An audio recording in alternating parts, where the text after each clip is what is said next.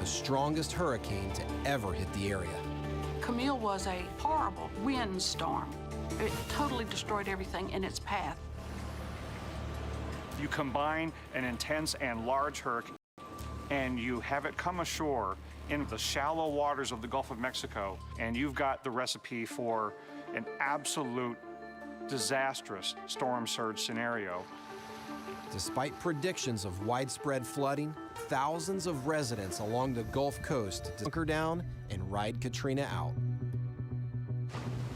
We have never evacuated. We've gone through every hurricane that's come through here since we've been married. On August 29, 2005, Katrina strikes Mississippi at Bay St. Louis, less than 20 miles west of the York home in Gulfport. As the water starts rising, Cheryl starts videotaping. This is the view from our front yard. It is just moments from coming into the house. I know it's a horrible thing to say, but there's something so majestic about the wind and the rain. So it was kind of fascinating to watch and get on camera. But during the hurricane, the water came in very slowly. 7:20 and the water's coming in. It's in the kitchen and coming in the bathrooms. Came through the back door first, and then a few minutes later it started coming through the front door. Water is coming in everywhere, and believe it or not, this storm has not even started. The sense of disbelief when we first saw the water in the yard, and as it got deeper, was like, I can't believe this is happening. We are totally flooded. Everything's floating away. The Yorks are in their home. The water level is quickly rising, and so is their level of panic. Ideally, all the preparations before any disaster are done months in advance.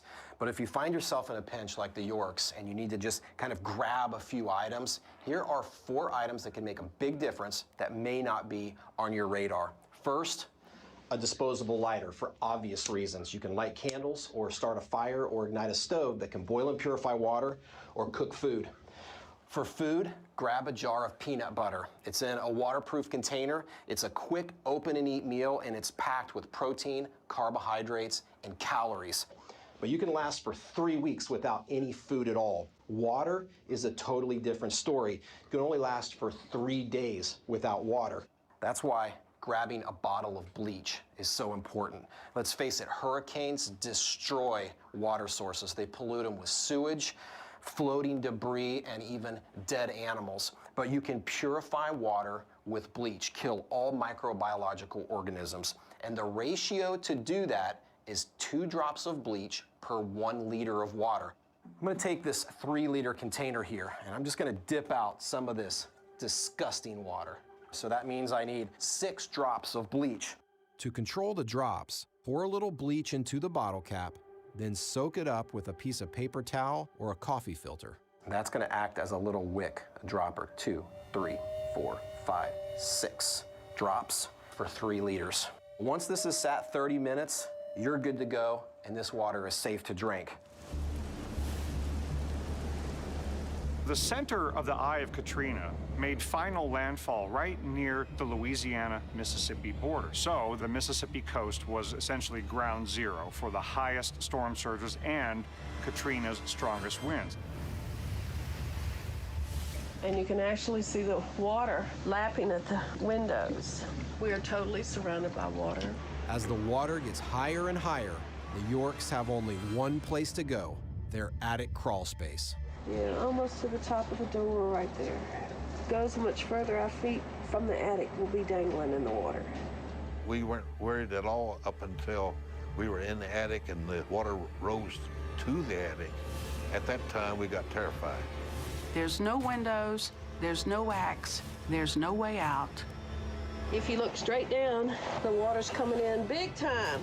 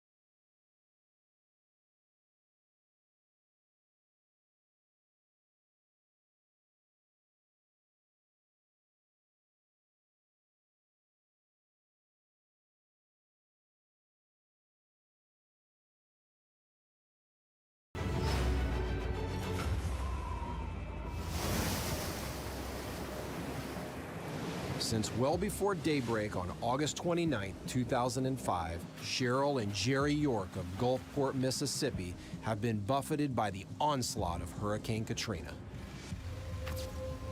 As the rising storm surge begins to engulf their house, Jerry and Cheryl take refuge in the attic. The water's coming in big time. Jerry never thought we'd be up here. Stuff floating, you hear these loud bangs and you think, oh my God, what is that? It's a refrigerator, it's the bookshelves, it's the china cabinets. The only things we might save are the things floating on top of the mattresses. The mattresses are acting like a little raft. It never dawned on us that we would have 8 feet of water. We kept expecting the water to stop rising. My wife is a very religious woman, and when we got up there in the attic, well, she did some praying, and I helped her a little bit once in a while. The Yorks have made sure to take at least a few essentials with them to the crawl space. We brought with us a cooler, our medicine. We put our photo albums up here in my purse with our money and IDs. Inexplicably, they also save at least one non-essential item. As the water's rising and you're not thinking very straight, you do things like picking up your video rentals, and your thought is, the rental is due tomorrow and I don't want a late fee. It can be incredibly difficult to make good decisions or even think straight in the midst of a large-scale disaster. In this situation, this house isn't the only thing that's flooding. Your mind and your body are flooding with emotions and adrenaline. What the Yorks need now more than anything is something that everyone should build, and that's a bug-out bag. But the time to build a bug-out bag isn't in the midst of a large-scale disaster. It's long before the disaster strikes. Everyone's bug-out bag is going to be a little bit different because everyone has different needs. They live in different areas that are prone to different disasters. But in general, everyone's bag should contain at least 5 different categories. One of the best survival shelters for a bug-out bag is a lightweight backpacking tent like this one right here. I recommend carrying at least 2 liters of fresh drinking water in your bug-out bag. One of those liters in a metal container so that you can boil and purify more water. When it comes to food, high-calorie granola bars are the way to go. These are really simple open and eat meals that require no energy or water to prepare. The best fire tinder available, you can make at home and it costs almost nothing. It's simply cotton balls soaked in petroleum jelly. One of these petroleum jelly-soaked cotton balls is going to burn upwards of 5 minutes when I hit it with a spark from this ferro rod. One of your most important survival hand tools is a good fixed blade knife. But there's also tools designed specifically for disaster scenarios like this HRT, the Handy Rescue Tool. It's got a chopping blade, a pry bar, a hammer, and even a notch for shutting off your gas when you evacuate. If I were in the position the Yorks were in, this tool would have been perfect. Only after the Yorks are in the crawl space do they realize that if the water gets much higher, they'll be trapped. See that little crook in that metal right there? When the water got up there, it was almost in the attic with us. So I panicked and felt like if the water was going to come up anymore, I needed to have a plan B. I told Jerry we needed a way to get out. He said, there's an air vent over on this end. That's when she got terrified and wanted me to knock out the vent in the attic. He shimmied over there on his belly, and he had a piece of lumber, and he hit it and hit it and hit it, and finally the vent popped out. But having the proper tool available would have given the Yorks a much better option. If you live in an area that's prone to flooding, it's a good idea to keep an axe or a handy rescue tool in your attic. You never know when you might have to chop your way out. One thing's for sure, if you're trapped in an attic and this water's rising, it's going to be a really good thing to see daylight.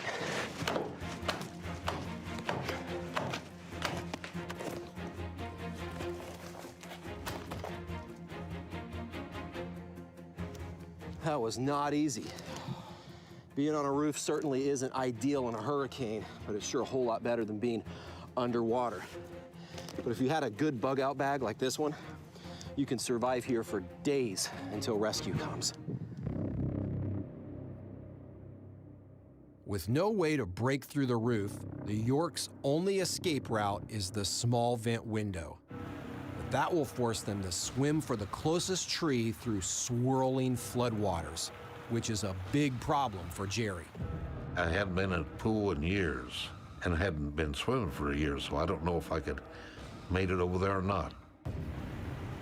When Jerry said, I don't know if I can swim good enough to get out there, that was the moment that it was like, this is something we might not come back from.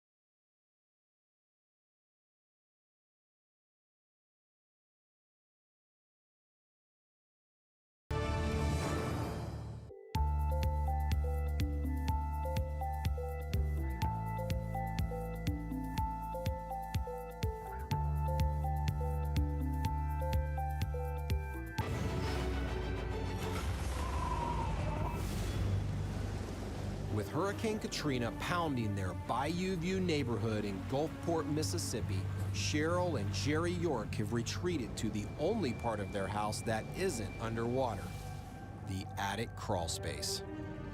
We were totally unprepared for the scope of this storm. We had prepared for the storms that we were used to. We prepared with the knowledge that we had. If the storm surge gets to the attic, the York's only option will be to jump into the flood and swim for dear life. I asked psychotherapist Jada Jackson to help me demonstrate a way the Yorks could both survive the storm waters and stay calm. So Creek, they're in the attic and they're contemplating. They're debating whether or not they're going to jump. But the problem that we have here is Jerry is afraid to swim. He doesn't know if he can make it, so his anxiety is really high. But for the Yorks, their only option isn't just to jump into the water and start swimming. They actually have a cooler, and while this is really good for keeping food cold, it happens to be one of the best life preservers I can think of. I mean, a cooler this size, if you tape the lid shut, is almost impossible to sink, short of maybe blowing it up. This is a really huge resource for them, actually. Wow.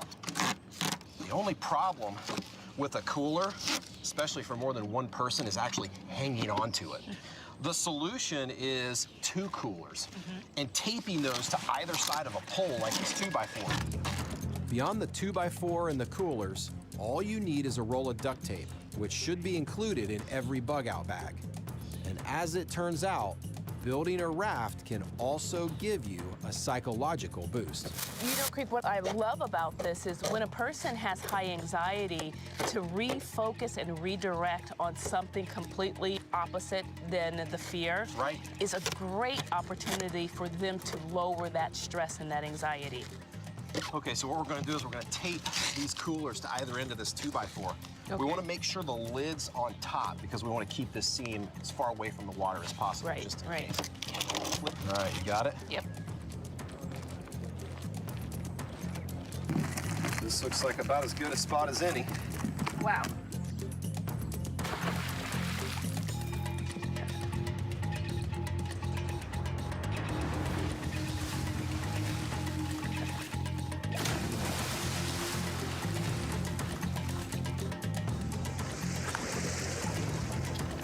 With a cooler life raft like this, the Yorks could survive a long time, even in turbulent water.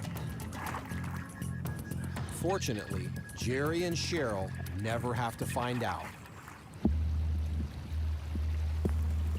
Just inches short of the attic, the storm surge stops. It is actually going down. Praise God. When the water started to recede, that was probably the greatest feeling that you could feel. Good God, what an experience. We have lost everything, but that's okay because we lived through it. The Yorks eventually rebuild their home, adding a second story in the event of another flood like Katrina. For them, Katrina unfolded in surreal slow motion as the storm surge gradually rose in and around their house. But other hurricanes present a frighteningly different scenario. The water comes at you so fast and so hard that you can't plan. You can only react. I knew I was swimming for my life, and I had never been in a situation where I had to fight that hard to save my life.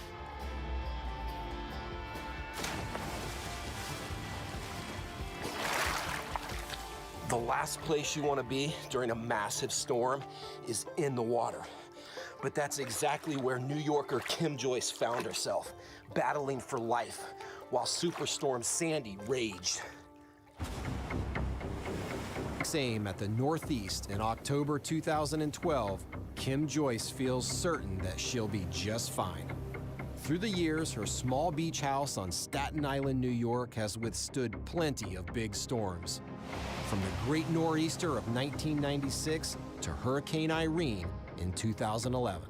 It was just like a special little place that never got touched through any of the storms. While other houses lost pools and cars, this house remained safe, so it was never an issue. When Sandy rolls around, however, Kim's confidence proves to be misplaced, especially when Sandy turns into a superstorm.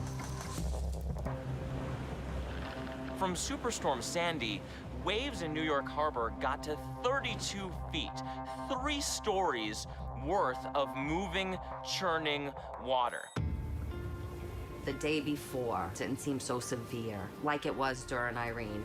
It wasn't raining, it didn't seem like anything was about to happen. Nevertheless, Kim and her boyfriend Billy board up the house and pack a few supplies just in case. Their planning includes Kim's pets. A former animal foster person, she owns 9 cats, all of them rescues. We had all the cat carriers together and we had some food and stuff.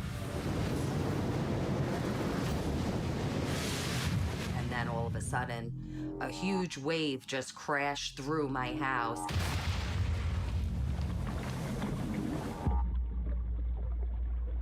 And we couldn't get out because the water had shut the door. So with the water pressure, there was no way we can get the door open. And that's when the panic starts to set in.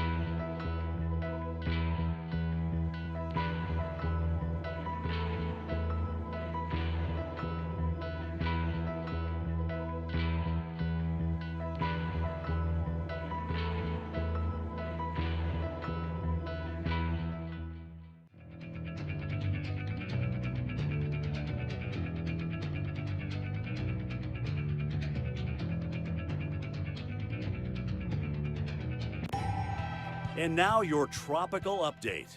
Here's the latest advisory.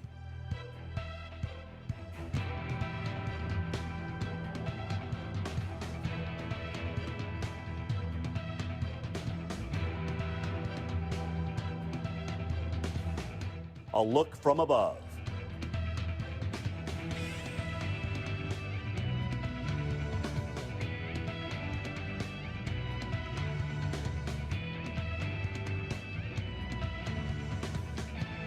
The latest forecast track.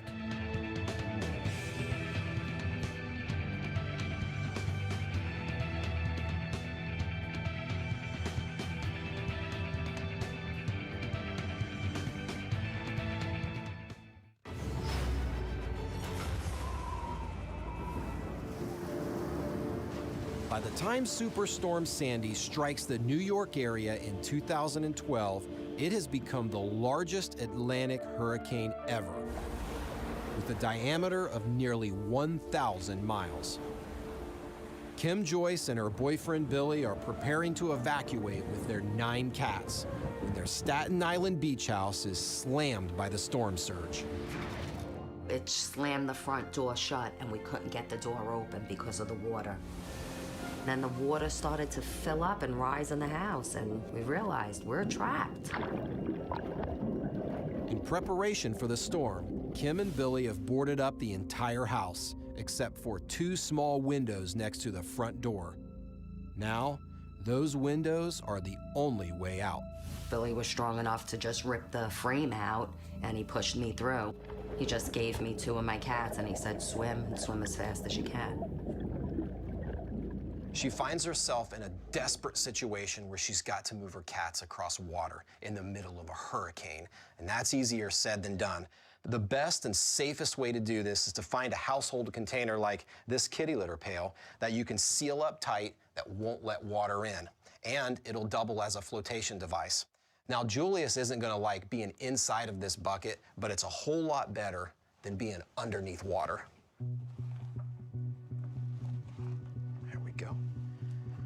We're gonna put the lid on tight.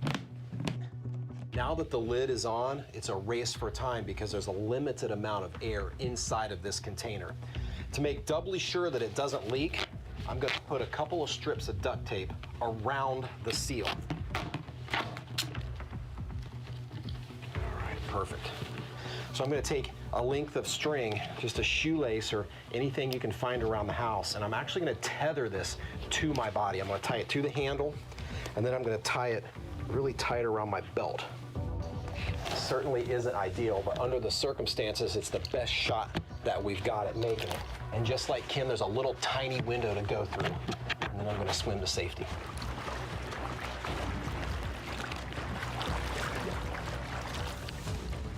I could swim a long way like this. It's like a life preserver.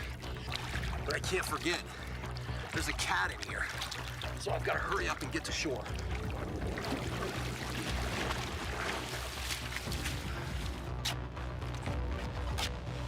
Let's get you out of there, buddy. There we go. It's a bit of a rough ride, but the alternative could be way worse. Unfortunately, Sandy's storm surge comes on so suddenly, there is no way for Kim to prepare for it. There's nothing I can do but start swimming with my animals, so I just grabbed them and I didn't really know where I was going or what I was gonna do. Weighted down by a rain jacket, rubber boots, and 2 frantic cats, Kim is completely at the mercy of the elements. I didn't see anybody. It was scary. It was me and the... What Kim needed more than anything is a life preserver. What she didn't know is that she actually had one with her, her pants. It all starts with taking your pants off, which is easier said than done while treading water. Once you've got your pants off, you want to tie the 2 ankles together in 2 overhand knots. Like that, and like that. Nice and tight. Now we want to zip up the zipper and button the fly. We're going to put this hoop, these legs, over our head with the zipper against our chest. Once that's around our neck, we're going to take our hand in a cup, and punch bubbles into the pants. It's gonna fill our life preserver. And once they're full, I'm gonna hold this up against my chest and lean back and relax. Staying above turbulent water is Kim's best chance of making it out alive. Very soon, Kim is forced to make a heart-wrenching decision. The two cats, Dylan and Cleo, are even more panicked than she is. Trying to hold the two cats, my boots were filling up with water and the water was over my head. And Dylan became frantic. He became afraid and he started clawing and trying to get on my head. So it was terrifying to know that I had to let Dylan go in order to save my own life. As hard as it is, Kim has done the right thing. She has no idea how long she'll have to swim, and she needs all the energy she can muster. But the water was just so high and so fierce for me to try and keep my head above and swim with my cat Cleo that I just swam where it took me. And then I got hooked on something. And it turned out to be a cinder block fence where I was able to stop and catch a breath for a second. It is then that Kim sees salvation, a candlelight flickering in a nearby window and people moving around inside. So I jumped in with Cleo and we swam through the house and we got to the stairs and there were people at the top of the stairs and they helped me up and they got me in the house and they kept me safe there. Several hours later, after the water recedes, a policeman drives Kim to her mother's house, where she reunites with her boyfriend, who had also struggled to swim to higher ground, not knowing if Kim had survived the storm. So you could imagine when we saw each other, we were just so happy that we both got out of this horrible situation alive. As for Kim, she still lives on Staten Island, but she vows to never ignore another storm warning. So if they tell you to leave, leave. No matter how much of an inconvenience that you think it might be, it can save your life or the life of your pets. Like hurricanes, no two storm surges have the same impact. On Staten Island, for instance, Sandy's surge maxes out at around 13 feet. Now, raise that water level by 57% to around 20 feet. Then imagine you live in Crystal Beach on the Bolivar Peninsula in Texas, with an average elevation of just 10 feet above sea level. That's the nightmare facing a bed and breakfast owner named Carol Hamady when Hurricane Ike roars through in 2008. I heard a big swish and the whole block was gone. Boats, campers, houses, gone. Ike makes landfall as a relatively moderate Category 2 hurricane, but the storm's wind field is huge. That large of a hurricane had no trouble pushing the waters of the Gulf of Mexico toward the southeast Texas and southwest Louisiana coastlines, and that's why we ended up having a storm surge disaster. I was going to evacuate on Wednesday or Thursday prior to when the hurricane was supposed to make landfall. On Tuesday, September the 10th, Carol picks up her friend Diane, who lives in Gilchrist at the eastern end of the peninsula. The two women agree to take in another woman from the area who has no one to look after her. Where we all settled in to plan to spend 1 or 2 nights before we were going to evacuate. But out of the blue, the elderly woman, probably stressed out and frightened, adamantly declares that she will not leave until the next day. There was no way we could wait till the morning. We'd be underwater and it'd be impossible to leave. She said, I don't care, I'm locking my door, I'm going to bed. For Carol and Diane, it is a shocking turn. As an RN, I felt a duty to help her. And as a Christian, I didn't want to leave her to die. But then, I didn't want us to die either.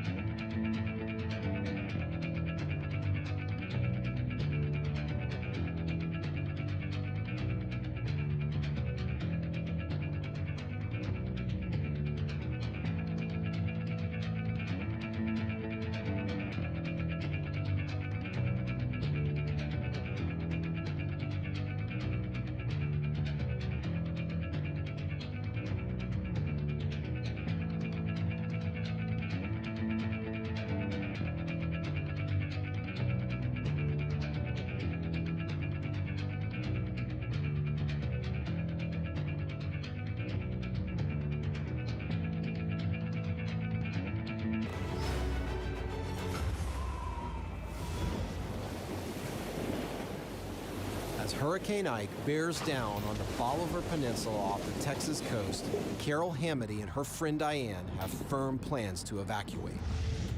Carol has also offered shelter in her bed and breakfast to an elderly woman with nowhere else to go. But just as Carol is loading the car, the woman suddenly refuses to leave. But I said to her, we were going to be trapped there if we didn't leave now. She said, I'm not leaving. I'm staying. We can leave early in the morning. I'm tired. I'm going to bed. Carol faces a terrible dilemma. Pretty soon, she's going to be in waters just like this because the waters are rising very quickly. The question is, should she stay or should she go? Right now, she's inside with a woman who's barricaded herself in the room, and if Carol leaves her, the woman is for sure to face death. So what would you do? I could imagine that Carol feels a little bit like I feel right now because I've never been in waters like this. And the first thing that I feel is obviously fear. My anxiety rises. It's the fear of the unknown. It's not knowing what's under the water or what's going on around you, and it can be a frightening thing.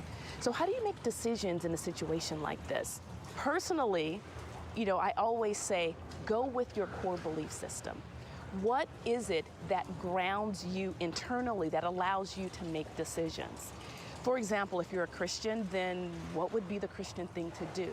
But the reality is, whatever decision you make, you're going to have to live with that decision for the rest of your life. I just could not have lived with her death on me. It would have been too difficult. I thought about it a lot, and I really thought of it in about every way I could, and I discussed it with Diane, and we both decided we couldn't leave her there to die. She would have died, definitely. Carol and Diane decide they will leave early the next morning, just as the woman has demanded. None of them suspect that it is already too late.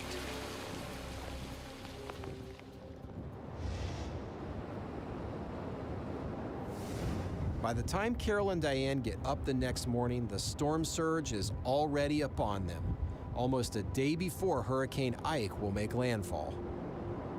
Even so, Carol and Diane load the elderly woman into the car and make a desperate attempt to drive out. They don't get far. The water is so high, Carol isn't even sure she's on the road. It was very scary. Apparently, there were many people who washed away, missing the road. They didn't find them for a long time, washed away and buried under sand. It's mid-morning before the three women make it back to the B&B. The water is already 2 to 3 feet high. By late afternoon, the flood has reached almost biblical proportions. The B&B is equipped with roll-down storm shutters, but water is soon seeping in through every nook and cranny. Carol and Diane are scrambling to plug the leaks, including a window where the bottom of the shutter is stuck open. And Diane screamed and said, Carol, come in the bedroom, water's coming in the windows. It is a major breach. The swirling winds are literally ripping a window and its storm shutter away from the wall. If even one room fills with water, the entire building will almost certainly come down. And then water was coming in through that little opening with such ferocity. It was hitting the ceiling in that room and then sucking out like I can't express. Like when you're on the beach and a big wave comes in and then you feel that sucking motion that'll make you dizzy. Carol and Diane are in deep, deep trouble. But in the midst of the chaos, inspiration strikes. And all of a sudden, it's like I was directed to go get hangers. I made hooks on the coat hangers and slid them in the bottom of the window, tied them to extension cords, tied those extension cords to the beds that I pulled all the way out to give it tightness. I've got to hand it to them. Carol and her friend were able to rig up a pretty ingenious solution to keep their window from flying away, utilizing a coat hanger and an extension cord. But even after tying off the window to a bed nearby, they still had to hold it in place to keep it from flying away. But that meant they couldn't do anything else. But there is a way to use just this extension cord to secure the window so they can do other things. I'm going to tie the extension cord around the base of this window with a double half hitch. It's just simply 2 overhand knots around something, like that right there. All right, and now we're going to come and tie the trucker's hitch to an anchor point, like a heavy piece of furniture, or in this case, the bed frame. We've got to first do an overhand loop, like this right here. We're going to pull a loop from our working end to make a slip knot. Now we're going to take our working end and come up through that loop, and this is where the magic of this knot really happens. Now, if you'll notice, I've got 1, 2, 3 ropes pulling against 1 rope. That's a 3-to-1 mechanical advantage, which allows me to pull this with a crushing force so that that window frame isn't going anywhere. And I've got it pulled inch right here, and now I'm just going to tie another double half hitch, which is just 2 overhand knots around this line. Perfect. Now that window isn't going anywhere. So whether you're securing a kayak to your roof rack or a window in a hurricane, the trucker hitch is one survival knot that everyone should know. As the storm intensifies, Carol and Diane hold on for dear life, wrestling with the window until well after midnight. Our hands were almost bloody. Our hands were raw from holding the window in for 3.5 hours. Diane and I sat there and said it'd be a miracle if we see daylight again.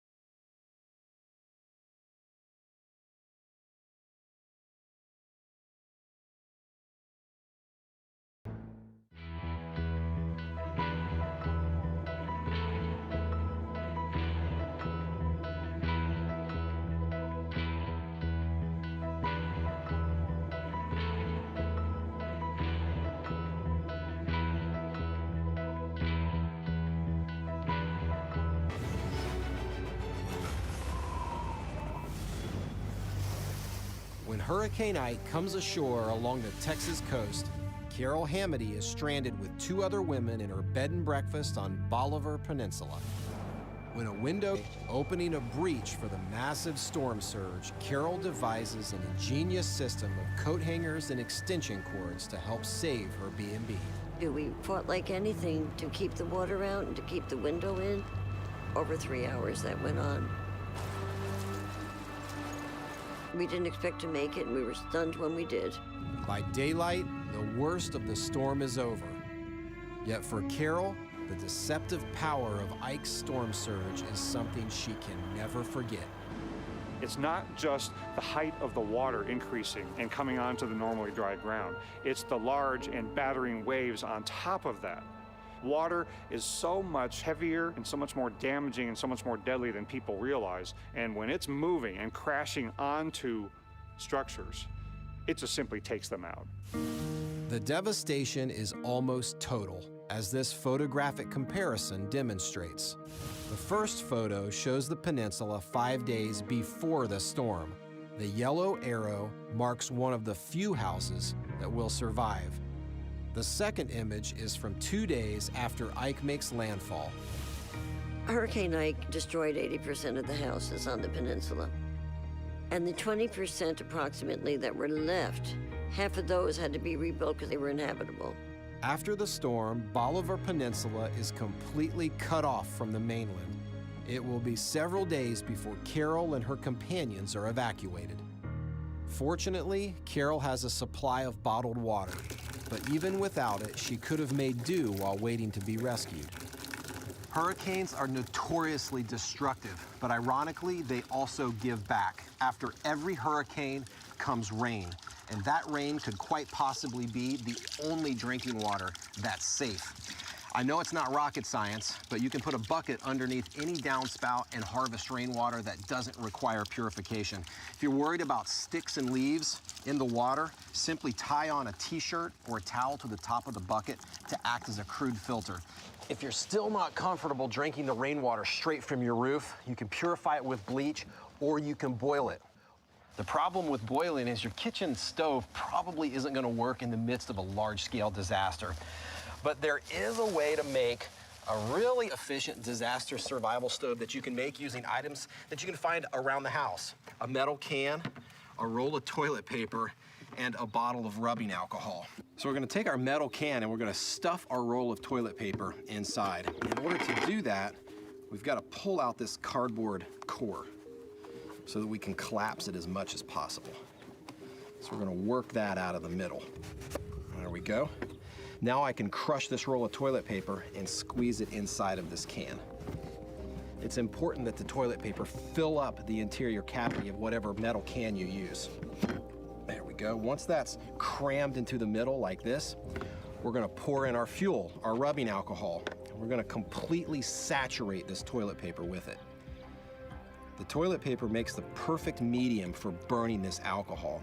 Without it, the alcohol burns way too quickly. And now the toilet paper is totally saturated. And that's exactly what we want. Now all we have to do is light it. Just gonna use a disposable lighter. And there it goes. A little stove like this can easily burn up to 30 minutes. Plenty of time to boil up gallons of water or cook a hot meal. Now you'll notice that the toilet paper really isn't burning inside of the can. And that's because the alcohol evaporates really quickly away from the paper, which cools down the surface and doesn't allow it to reach its ignition point. But our indicator for when we need more fuel is when that toilet paper starts burning. And when it does, we simply snuff out the flame and add in more rubbing alcohol. Within a few months, Carol's Bed and Breakfast is again open for business. And today, much of Bolivar Peninsula has been rebuilt. In fact, if you didn't know this place before, you might never realize how much Hurricane Ike changed both the peninsula and the people who live there. It just changed me to appreciate every day. When I wake up and I can see the sun and I see the water looking so beautiful, I'm just happy it's another day to be alive. When it comes to survival, there are two things that can make a big difference: preparation and luck. As for Carol Hamady, you might say that she made her own luck because of her determination and quick thinking. So whether you're trapped in your own home or lost in the wilderness, the bottom line is the same. I mean, what to do and how to do it can help you survive almost any scenario. And now your tropical update. Here's the latest advisory.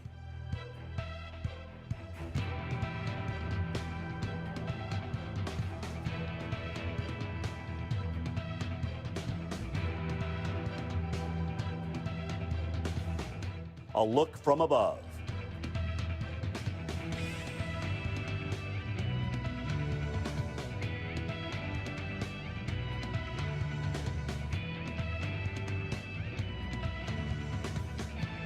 The latest forecast track.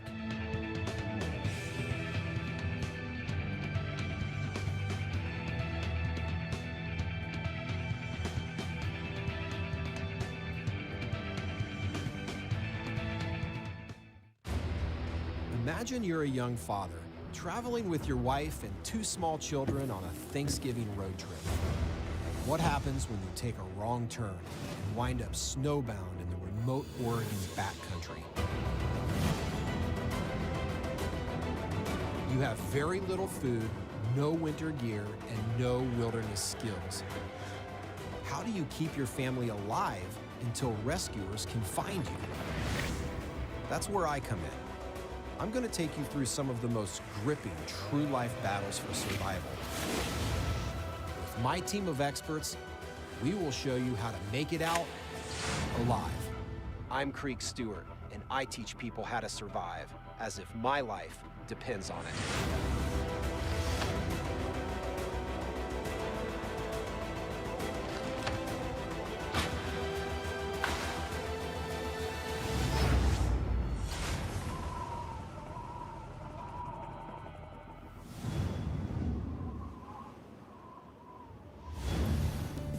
Meet James and Katie Kim, a young couple with solid careers and their 2 daughters, a toddler and an infant. By all accounts, they're living a charmed life. Until November 2006. They're residents of San Francisco. They seem to be a very happy young couple who had actually been thinking about relocating to the Pacific Northwest. Peter Sleeth was a reporter for the Oregonian newspaper that won a Pulitzer Prize for their story on the Kim family's ordeal. They'd gone up to see family and friends in Seattle for Thanksgiving. After leaving Seattle, the Kims spend one night in Portland, then they head to a resort near the Pacific coast. It's dark and raining steadily when the Kims miss their turnoff at Highway 42. A full hour passes before they realize their mistake. So they look on a map and they see Bear Camp Road. And to their eyes, not knowing the Pacific Northwest, that was an improved road that went right to where they were going.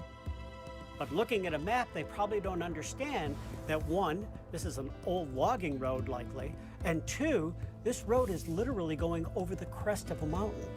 What's more, that upper portion of Bear Camp Road, which is maintained by the Forest Service, is often impassable from early November until well into June. So now the weather begins to change. They start out and it's raining, but as they go up in elevation, we all know the temperature drops, and as they get up above about 3,500 feet, that rain changes over to snow. As conditions worsen, James turns onto an unmarked, rutted road and becomes hopelessly lost. 20 miles later, exhausted and low on gas, he stops the car for the night. For people who aren't used to elevation and mountains and the extremes that weather causes in those types of environments, this is something that can get you into trouble very, very quickly. They would have known what to do in a bad neighborhood in San Francisco, but they didn't necessarily know what to do in the backwoods of Oregon in winter when they took a wrong turn. And that sealed their fate.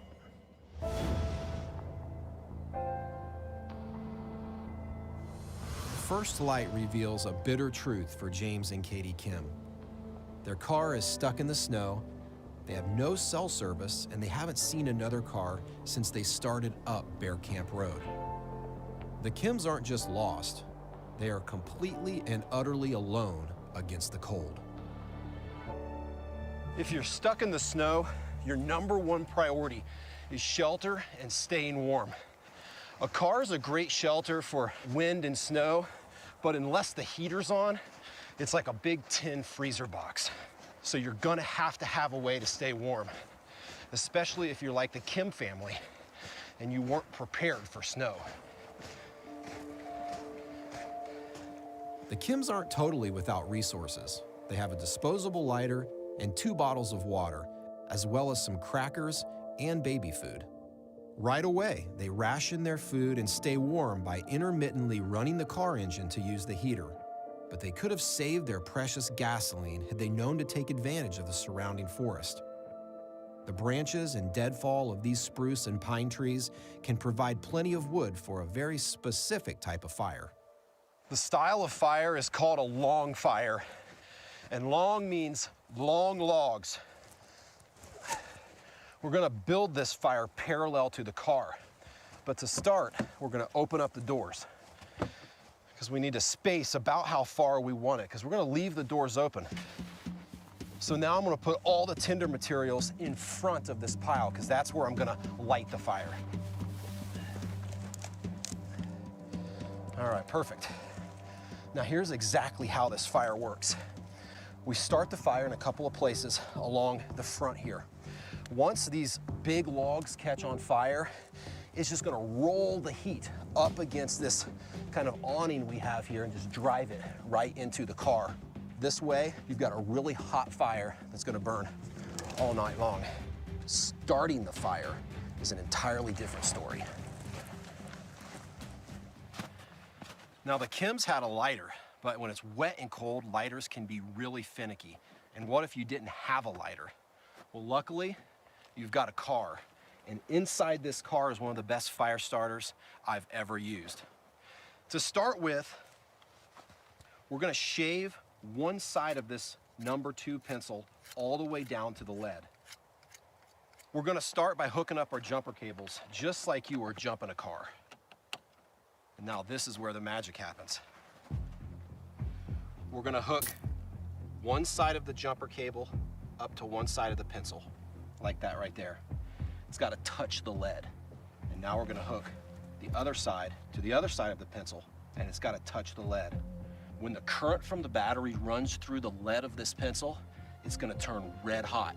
And when it does, the wood around it is gonna burst into flame. See it smoking? There, see it?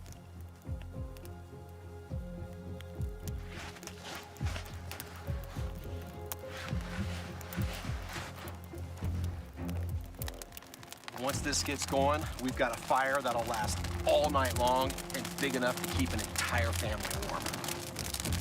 All right. As darkness approaches, the Kim family's hopes for a quick rescue are starting to dwindle. Nobody's coming by. I'm sure that just kept echoing in their head. Why is nobody driving by?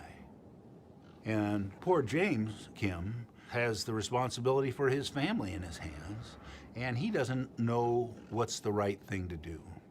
And so they actually did the right thing for the first time, I think. They stayed put. I mean, that's the first rule. If you're lost, stay put.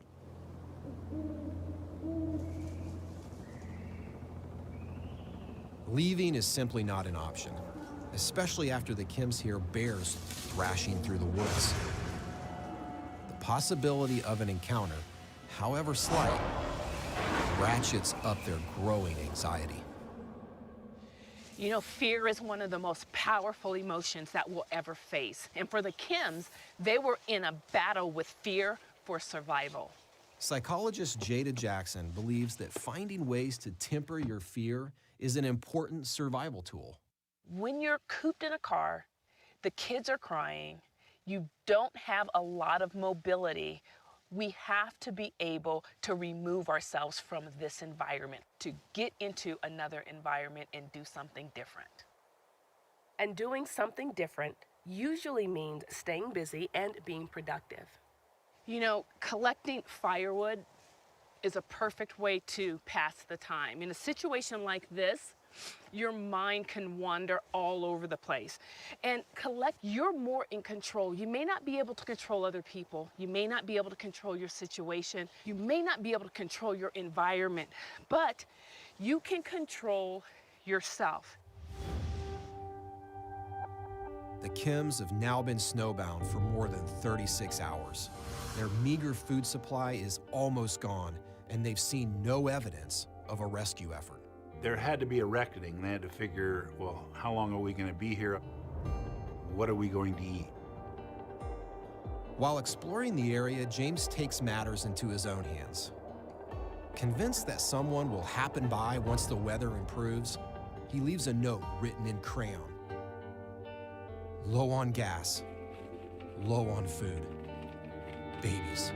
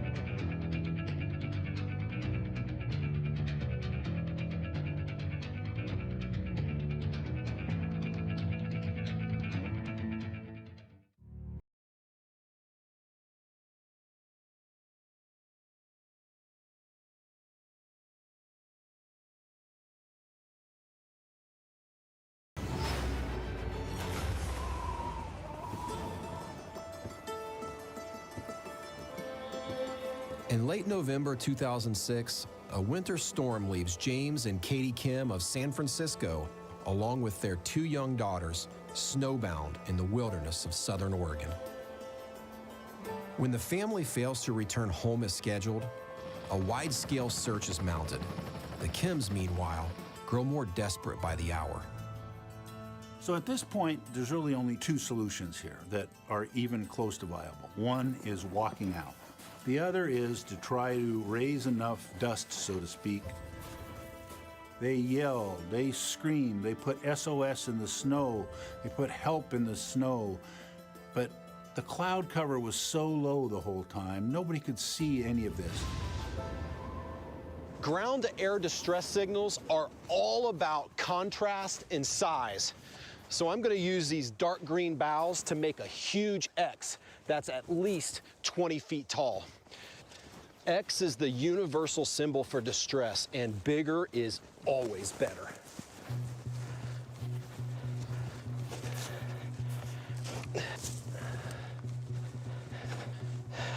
All right, I think I'm finished, and X marks the spot.